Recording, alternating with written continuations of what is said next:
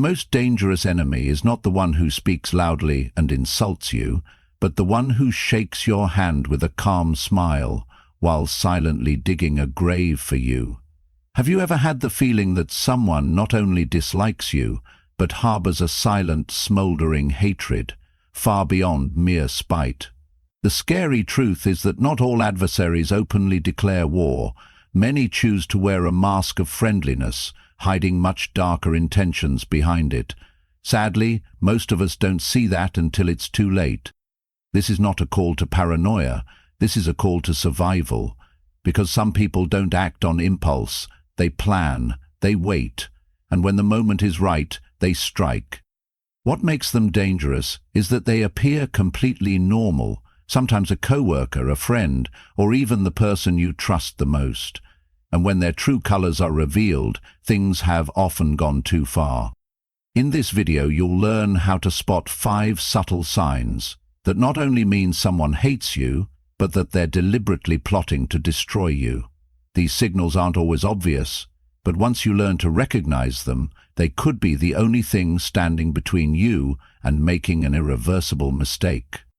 Ask yourself, do you really know who is on your side, and who is just waiting for a moment of inattention to strike? 1. The Timekeeper, when silence is a weapon and time is an ally. One punch can hurt you, but it is the long-term complacency that will knock you down. There are enemies who do not need to shout, do not need to get angry, do not need to draw knives, because they know that patience is the deadliest weapon. They don't seek to destroy you today. They seek to infiltrate, observe and plan, waiting for the moment you let your guard down. Ethan is a man who believes in his intuition. He has gotten himself out of trouble more than once thanks to his intuition. He is not easily fooled. But like all strong-willed people, his biggest weakness is his belief that he is always in control of the situation. He had thought of Daniel as a friend. They worked together, shared stories of their lives. Daniel never crossed the line, not jealous, not envious, not overly concerned. He was friendly enough to be trusted, neutral enough not to be suspicious. And then, years passed. Ethan gradually shared more. His plans for promotion, his past mistakes, his family conflicts, and even his weaknesses that he dared not admit to others. Because Daniel had never done anything wrong. Until one day, everything starts to fall apart for reasons unknown. Ethan loses a big job opportunity. Details he told only to one person start to be whispered to others. The stability he has built over the years begins to falter. And the only person who has enough pieces to complete that picture is Daniel. This is not a momentary betrayal. This is a strategy. The opportunist doesn't need to rush. They don't need to act on emotion because their goal is never to win the battle, it's to win the final battle. They quietly accumulate information, play the role of the person who knows you best, wait until you hand over the entire map of your soul to them, then strike. In this game, sincerity doesn't have to be faked, it just has to be controlled. They listen to you sincerely, not to sympathize, but to sort out weaknesses. They don't lie, but they don't tell everything either. Every action, every inquiry has a purpose, even if it looks like friendship on the surface. Long game players don't need to attack, they just wait for you to open the door. You think someone is nice because they don't react negatively, but have you ever thought, is that calmness inherent or a mask that takes time to maintain? A patient person can do no wrong, and that's what makes you lower your defenses. They don't have to be brilliant, just someone you don't take your guard down on. When someone knows everything about you but you know nothing about them, the relationship isn't a friendship, it's an exploitation.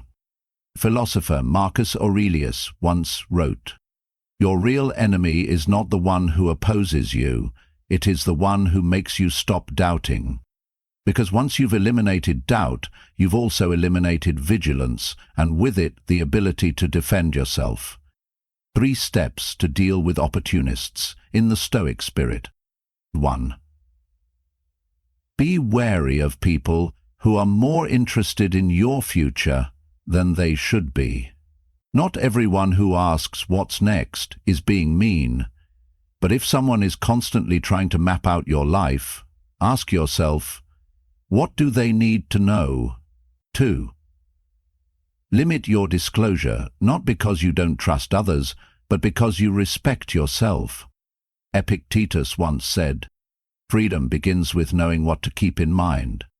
When you tell someone everything just because they are easy to talk to, remember, easy to talk to does not mean they are worthy of knowing everything about you. 3. Trust the pattern, not the expression. The opportunist doesn't stumble. They don't give you obvious signs, they make you feel safe. But look at the sequence of events around them. Are they always there when you are weak, but disappear when you are strong? Do they know so much about you, but you know nothing about them? Trust isn't about pretty words, it's about consistency when you're not there. Conclusion: the scariest threat is the one you never see until it accomplishes its goal. Timers don't argue, they don't threaten, they don't pressure.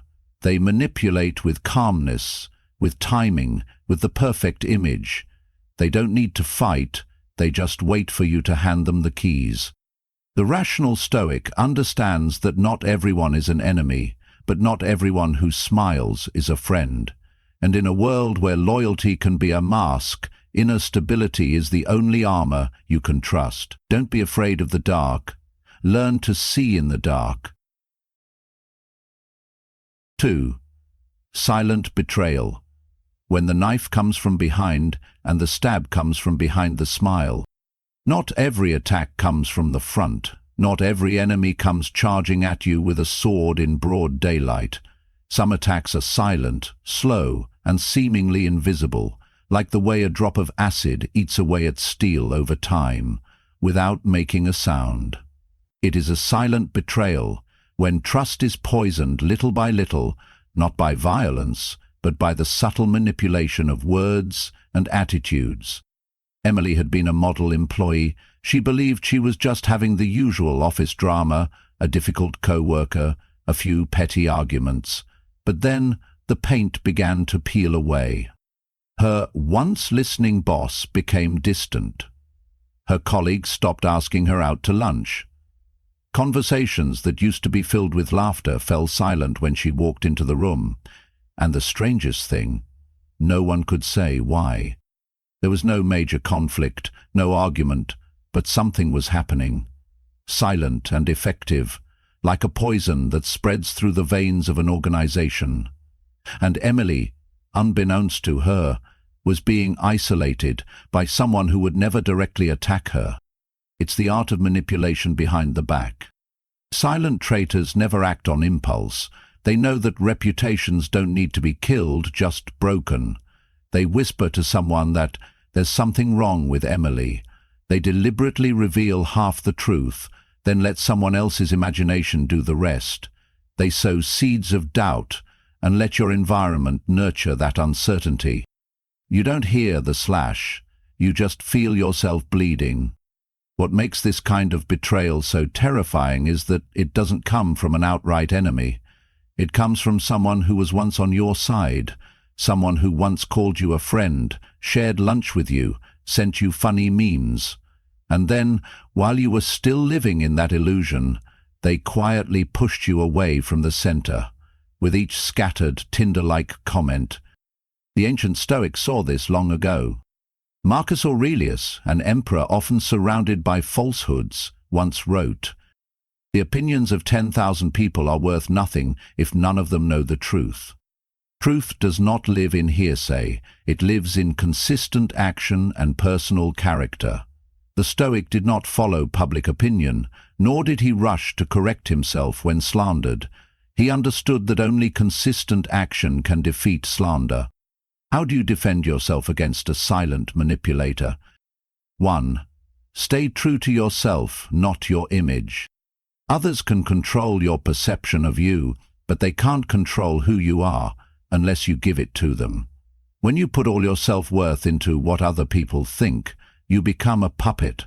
But when you live by principles, by inner morality, rumors become meaningless. 2. Look at the signs, not the emotions. Don't beat yourself up over being misunderstood. Look at who is causing the split. Is it that wherever they appear, misunderstandings suddenly spread like an epidemic? Are relationships around you breaking down for no reason? The Stoics did not jump to conclusions, but they did not close their eyes to the truth when it repeated itself. 3.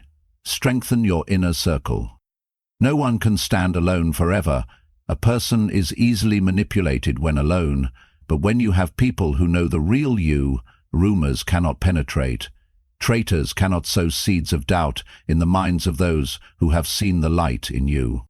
Seneca once advised, "Surround yourself with people who make you a better person, and people you can help do the same."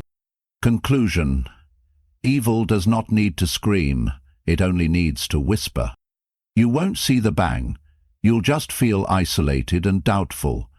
That's the goal of the silent manipulator, to make you fall without them having to do anything. So be careful.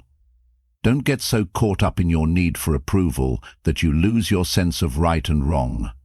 Let your actions become the undeniable truth, and let the silent betrayer drown in his own drama. 3. Escalating attacks, when violence comes not from anger, but from permissive habits. No storm appears all at once.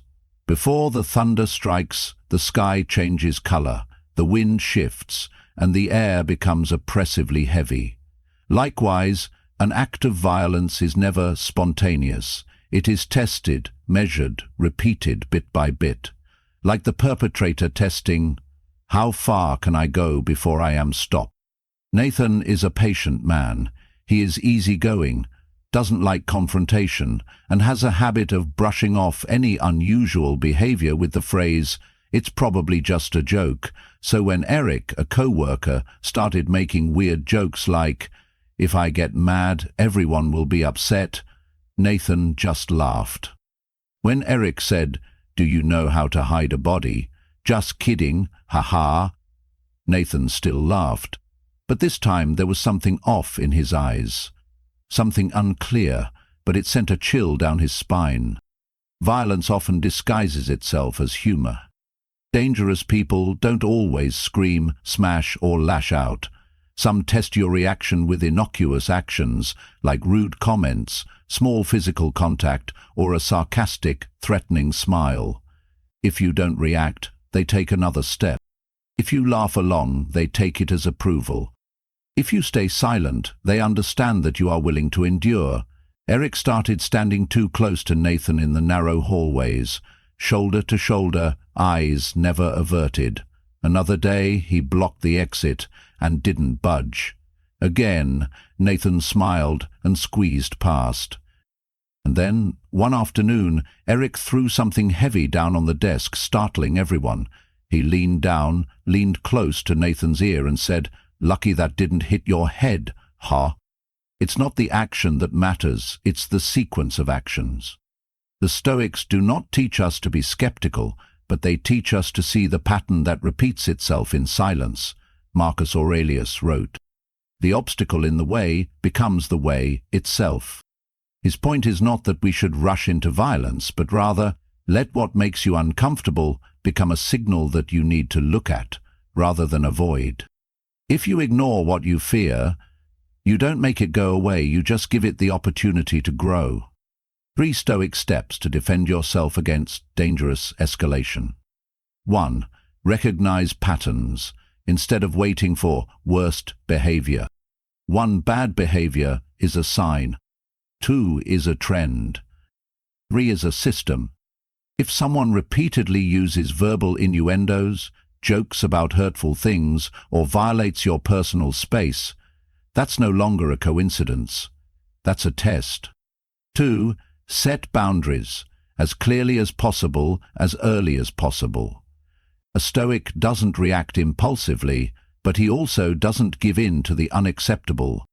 You don't need to scream, you don't need to retaliate, just calmly say, "I don't find that kind of joke funny," I'm not comfortable being touched. Boundaries aren't about pleasing others, they're about protecting your non-negotiable dignity. 3. Take proactive action before you have to react. Document the incident. Text back up what was said so you have proof. Go to HR, your manager, or move workspace if necessary. Seneca said, "The sword does not kill, it is the hand that holds it that does." But that hand did not appear out of nowhere. It had been allowed to give the signal many times without being stopped. Most importantly, don't dismiss that off feeling just because it's not backed by evidence. Psychological violence always precedes physical violence. Before a punch is thrown, there are a series of boundary kicks that you dare not name. Don't be afraid of being judged as overreacting, because the Stoics didn't live to please people, they lived to maintain their dignity and inner peace. And you can't have peace if you live in fear of being attacked at any moment. Conclusion: every act of aggression started with a joke. Attackers don't always come in as bullies. Sometimes they come in as funny. But behind the laughter they're checking, can I push it further? And if you laugh along, you have inadvertently agreed. So be the one who sees the signal in the morning, instead of waiting for the storm. 4. The mask of friendship, when danger comes from the people sitting closest. The enemy standing in front of you is easy to recognize. You see the cold eyes, the harsh words, the undisguised confrontation. But what about the people standing beside you?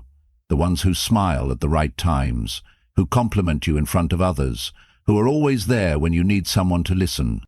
It's not the enemy, at least you think so, but sometimes the deepest stabs come not from the front, but from the back, from the hand you once trusted the most.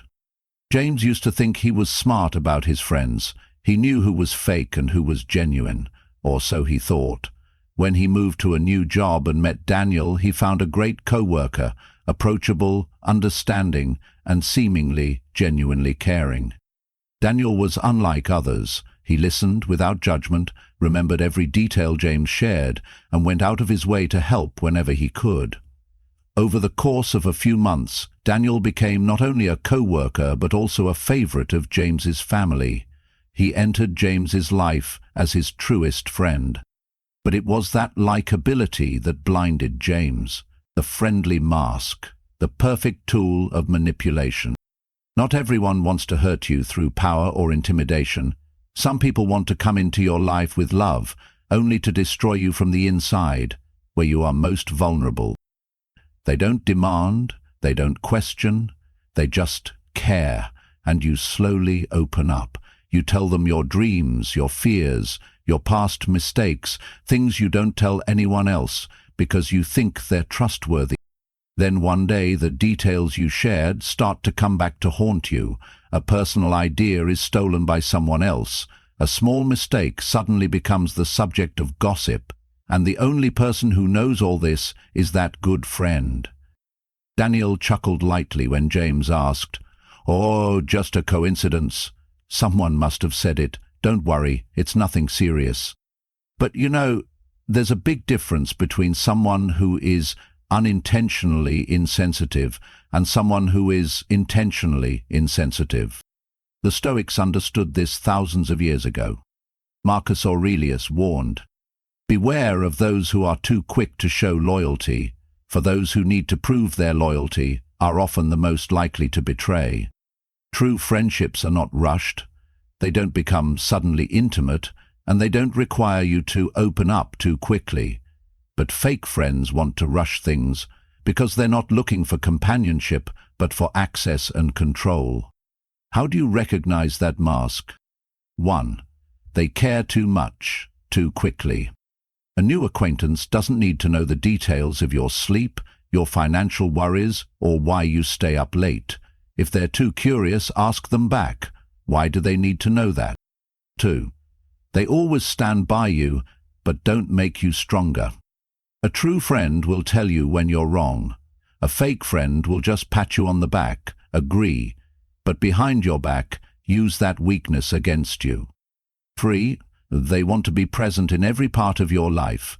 From work, family, social media to private meetings, they want to be there, not because they care, but because they want to control and monitor. Defense. Set limits and listen to your gut feelings. Don't be so quick to share everything. Epictetus taught, the more you reveal about yourself, the more you give others the tools to hurt you. You don't have to be closed off, but be selective. Not everyone who wants to come into your life is worthy of being invited in. Let time be your gatekeeper. True friendships last for years. Those who want to take advantage of you will not wait patiently. When you set boundaries, they either disappear or show their true colors. And finally, listen to your intuition. You don't need proof to feel something is wrong. You just need to be strong enough not to ignore the signal.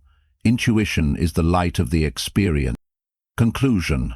Betrayal is only truly dangerous when you call it friendship. Julius Caesar once trusted Brutus like a brother, but it was Brutus who held the last knife. The deepest betrayal comes not from an enemy, but from an unsuspecting friend. That is why Stoic philosophy always teaches us to be vigilant but not harsh, open but not naive, be kind but not easy to take advantage of, because sometimes it's the person standing closest who whispers kind words, while their hand tightens on the hilt of the knife hidden behind their back. 5. The silent observer, the cloaked enemy. In nature, the most dangerous predators are not the ones that roar when they hunt. They are the ones that hide in silence. Lions may frighten their prey, but it is the ambushing leopard that wreaks death silently. And, in human life, it is no different. The person who really wants to eliminate you from the game doesn't need to get angry, nor does he need to openly be hostile. He doesn't need to put you down in front of others because he has chosen a more effective path, to become a shadow that follows you around, silently, persistently, without any expression. I call them silent observers, a special type of opponent who doesn't seek attention, but instead intently records every beat of your life like a battlefield analyst. They're not simply curious, they study, not out of admiration, but out of an intent to dominate. You won't easily spot them. They don't do anything wrong, they don't insult you, they don't ask excessive questions, they just show up when you least expect it. Maybe at your favorite coffee shop, at the gym, at the grocery store, at the park where you hang out. Every time they show up, they look natural, like part of the scene. But if you pay attention, you'll notice something. The frequency is no longer random, and then unexpected details emerge. They know things you never told them. They mention places you've been, people you've met, even if you never shared them. These days, people don't need cameras or spyware to track you. They just need other people to track you. A friend who carelessly tags you in a story, a coworker who accidentally reveals his or her schedule, a neighbor who chats. These little pieces, to someone with a purpose, can become a map of your life. And when they have enough in their hands, they start to interfere, as if by accident. The random encounters become too frequent, the accidental questions become too precise, and then you feel something is wrong, but you can't explain it with reason. The danger lies in the rationality. The silent observer does not cause trouble. They do not threaten. They do not provoke you. They are collected and patient, like a master chess player, waiting for you to slip up and checkmate. So what can you do? 1. Let your intuition speak for itself. You don't have to be paranoid, but you also shouldn't ignore that feeling that something is wrong. As philosopher Marcus Aurelius wrote, your mind becomes what you think about. If you keep telling yourself that you're just imagining things, you'll lose your natural ability to sense danger. 2. Identify who is always there. Who is hanging around you, even when you don't ask? Who seems to know more than they should? What door do they come through? And why don't they leave? 3. guard your privacy like a fortress.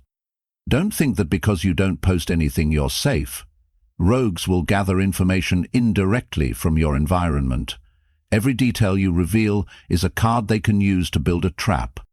Finally, remember Epictetus's advice. True freedom begins with learning to choose what to keep and what not to share. In a world where people's hearts are fickle and scheming can hide behind a polite smile, a clear conscience is your first weapon and your last hope of avoiding falling prey to those who silently watch you from the shadows. You've just gone through 5 types of people, 5 silent but extremely dangerous sabotage strategies. From the silent observer, the silent betrayer, the masked friend, the behavior escalator, and finally, the patient player playing the long game. They all have one thing in common. They don't attack you with force, but with disguise. In the modern world, where everything is masked by pleasant images, pleasant words, and polite interactions, danger no longer has a scary appearance. It wears polite clothes, smiles at the right times, and says exactly what you want to hear. Stoics do not live in paranoia, but they live in awareness. They don't mistrust everyone, but they also don't give themselves over to anyone just because they seem nice. They know that betrayal, manipulation, and sabotage don't come from loud places, but from the quiet spaces you ignore. Marcus Aurelius once said, "Be ready like a warrior waiting, not a daydreamer at a party." Starting today, let's start taking a closer look at who is always there but never does the right thing. Who knows so much about you but shares nothing about themselves? Who makes you feel uncomfortable but you dare not say it because you're afraid of thinking too much? Don't compromise your safety just to maintain a likable image. You don't owe anyone trust. You don't have to open up to everyone. And most importantly, you have the right to withdraw, the right to be silent, the right to set boundaries, even if the other person calls it cold. Remember, wisdom is not about being suspicious of everyone. It's about knowing who's worth opening your heart to. Action after awareness is true protection. Intelligence is just the first step. If you see the signs mentioned in the video, don't just keep them in your mind, put them into action. Being apart from people makes you feel insecure. Keep important personal information private. Upgrade your inner circle with honesty and ethics. Observe, but do not react. And above all, build a strong inner self that no one can manipulate. So, if after watching you see more clearly, remind yourself with a sentence, "I see clearly." Because once you see, you can't pretend not to know. And that's the first step to escaping the circle of fake people and becoming the master of your own life, not the prey of someone else's story.